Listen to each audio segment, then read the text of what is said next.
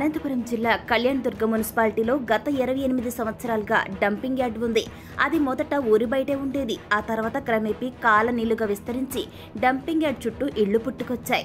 అయితే dumping యార్డ్లోని చెత్తకు municipality వారు నిప్పు పెట్టడం, దానివల్ల వచ్చే పొగ, దుమ్ము, ధూళి అంతా కూడా ఇళ్లలోకి వచ్చి చేరడంతో అక్కడున్న స్థానికులు దీర్ఘకాలిక వ్యాధులతో బాధపడుతున్నారు.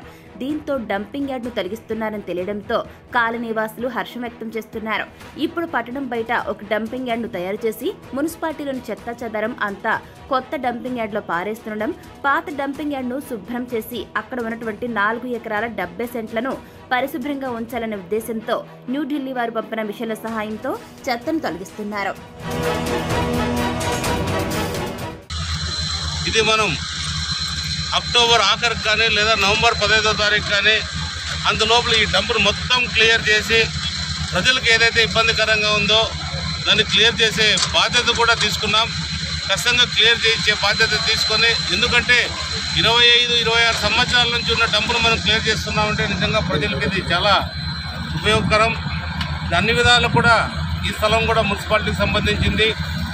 దీంట్లో చాలామంది కూడా నిరుద్యోగులుగా ఉన్న వాళ్ళు ఏదైతే ఉన్నారో, రకరకాలుగా మెకానికల్ కావచ్చు, రకరకాల వ్యక్తులు ఎవరైతే ఉన్నారో వాళ్ళకి సౌకర్యార్థం ఇక్కడ ఏదన్నా చేయడానికి కూడా అవకాశాలు ఉన్నాయి.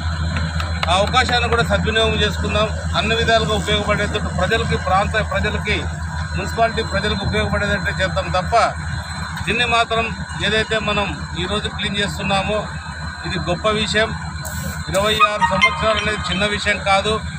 ఇంత పెద్ద డంప్ ఈరోజు మనకి దూరంగా వెళ్ళిపోతుంది. ఇది అంటే శాశ్వతంగా దూరంగా వెళ్ళిపోయే డంప్ని క్లియర్ చేస్తున్నాం. నిజంగా చాలా సంతోషకరం. ఇది ఇనిషియేషన్ కమిషనర్గా